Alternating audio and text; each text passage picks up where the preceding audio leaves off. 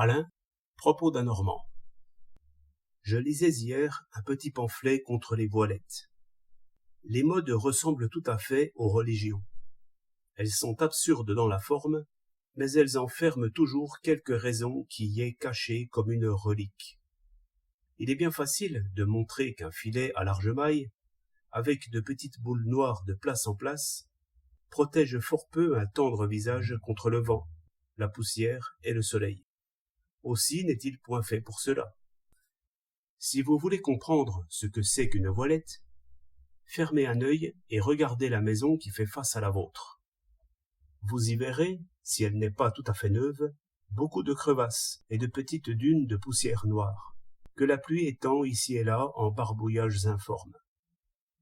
Pendant que vous regardez, votre œil s'est mis instinctivement au point sur les taches et sur les crevasses.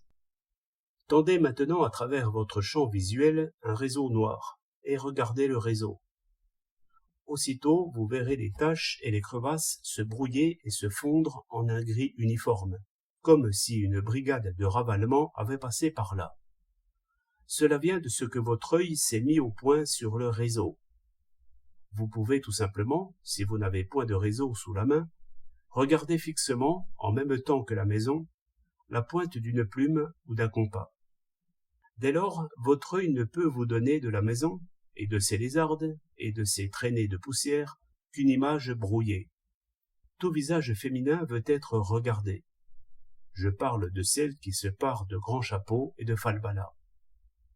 Tout visage féminin a des lézardes, des crevasses et des taches. Évidemment, on peut procéder à un ravalement sérieux et refaire la façade avec du blanc gras et du rouge. Mais cela ne va bien qu'aux lumières, et pour des yeux courtisans. Une voilette au poids bien marqué rendra les mêmes services. Car notre œil, toujours attiré par tout ce qui est dessiné en vigueur, ne sait où viser. Sa mise au point oscille entre le visage et la voilette. Ainsi les petites taches, les rougeurs, les rides sont brouillées très légèrement, et cela donne au teint un velouté de pêche. Une bonne voilette vaut un pot de fard et un nuage de poudre. Voilà bien de la physique, allez-vous dire, et nos écervelés n'en pensent pas si long. Sans doute. Il en est de la voilette comme de toutes les institutions utiles. La plupart mettent une voilette comme elles tireraient un chapelet. Quelques-unes vont au-delà et observent les effets. Toutes se moquent des raisons, et très imprudemment. Les rides vont mieux à Minerve qu'à Vénus. 18 juin 1909.